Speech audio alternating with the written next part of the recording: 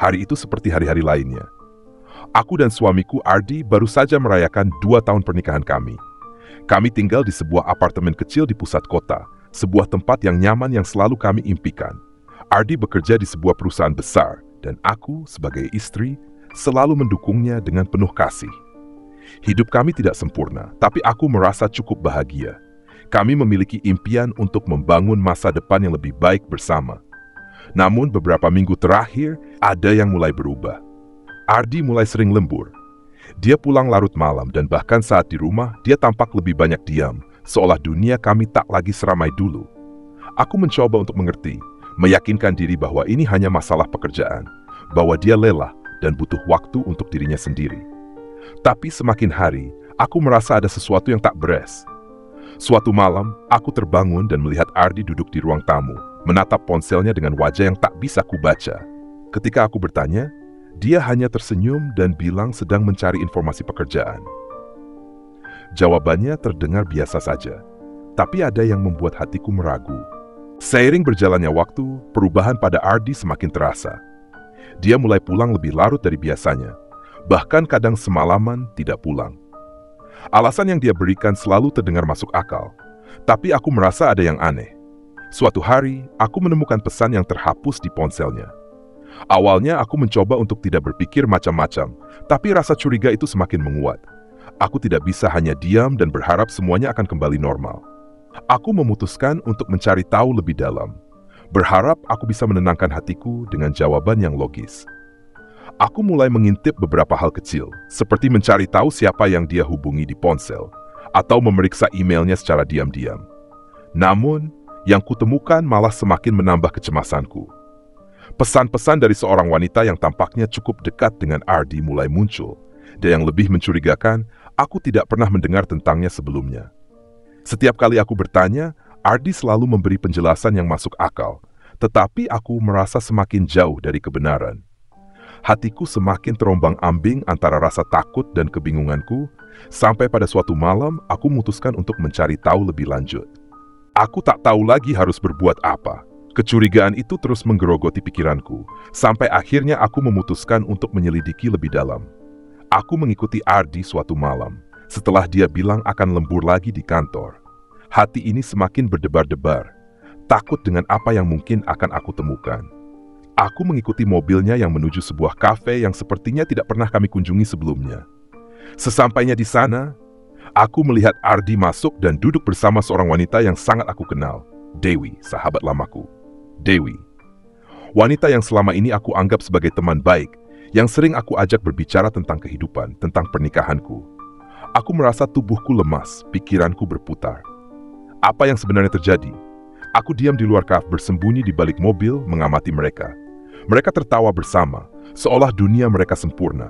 Ardi menyentuh tangan Dewi dengan cara yang tak pernah dia lakukan padaku. Hatiku hancur. Tiba-tiba saja, dunia yang aku kenal terasa seperti sebuah kebohongan besar. Aku akhirnya memutuskan untuk menemui mereka. Tanpa memikirkan apa yang akan terjadi, aku masuk ke dalam kafe dan langsung mendekati mereka. Ardi terkejut melihatku, sedangkan Dewi terlihat bingung, mencoba mencari alasan. Aku bertanya, apa yang sedang kalian lakukan di sini? Ardi mencoba menghindar, berkata bahwa ini hanya urusan pekerjaan. Namun, Dewi menatapku dengan tatapan yang sulit kuterjemahkan, dan tanpa disangka, Ardi akhirnya mengakui semuanya. Dia sudah berselingkuh dengan Dewi selama berbulan-bulan, menyembunyikan hubungan mereka dariku. Tapi yang lebih mengerikan, Ardi juga mengungkapkan bahwa dia terlibat dalam masalah keuangan yang sangat besar. Penipuan yang menyebabkan hutang bertumpuk yang dia tutupi dengan kebohongan. Kenyataan itu sangat pahit, dan aku merasa hancur.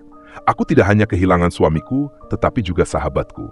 Aku tidak tahu harus berbuat apa lagi. Hatiku kosong, tubuhku terasa lemas, dan dunia sekelilingku seperti runtuh. Setelah mengungkapkan semuanya, Ardi tampak sangat menyesal. Dewi pun pergi meninggalkan kami berdua dalam keheningan yang mencekam. Aku hanya bisa berdiri di sana, merasa sangat terpukul dan bingung. Semua impian yang selama ini aku bangun bersama Ardi tiba-tiba runtuh gitu saja. Semua kenangan indah yang kami bagi terasa seperti kebohongan yang ditutupi oleh berlapis-lapis dusta. Rasanya, aku tidak bisa lagi mempercayainya, bahkan meski dia berkata bahwa dia menyesal. Aku melihat wajah Ardi yang penuh penyesalan, tapi itu tidak cukup untuk menghapus rasa sakit di dalam hatiku.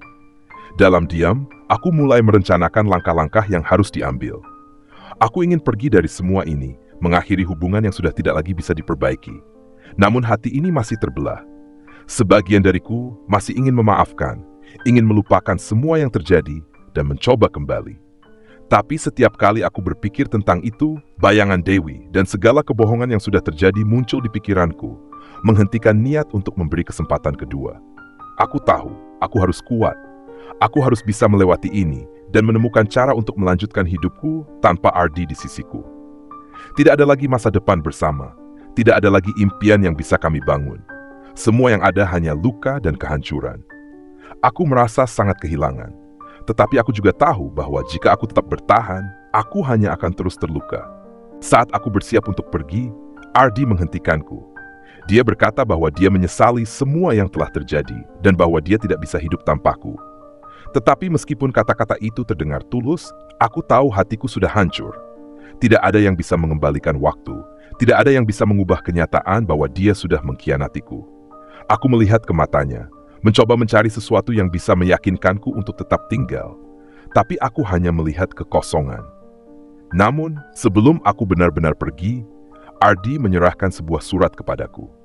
Surat itu berisi penjelasan lebih lanjut tentang apa yang telah terjadi, tentang hutang-hutang yang menumpuk, dan tentang penipuan yang dia lakukan untuk menutupi segala kebohongan yang dia buat.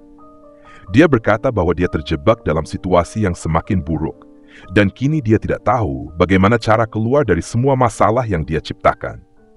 Di surat itu, Ardi juga mengatakan bahwa mungkin yang terbaik bagi kami berdua adalah hidup terpisah. Dia tidak ingin lagi menggangguku dengan masalahnya, karena dia tahu aku tidak layak mendapatkan hidup seperti ini. Dia menyarankan agar aku melanjutkan hidupku dan mencari kebahagiaan jauh dari dirinya. Aku tidak tahu harus merasa apa. Marah, sedih, kecewa, semua perasaan itu bercampur aduk. Di satu sisi, aku merasa sedikit lega karena aku tidak perlu lagi berurusan dengan kebohongan dan pengkhianatan ini. Tapi di sisi lain, aku merasa hancur karena hubungan yang selama ini aku perjuangkan ternyata berakhir begitu saja. Aku memutuskan untuk pergi. Aku membawa diriku untuk memulai hidup baru, mencari kebahagiaan tak pernah aku dapatkan dalam pernikahan ini. Ardi mungkin benar. Kami memang harus berpisah agar masing-masing dari kami bisa menemukan kedamaian. Tapi satu hal yang pasti, rasa sakit ini akan terus menghantuiku, dan aku tidak tahu kapan aku bisa sembuh dari pengkhianatan yang begitu dalam ini.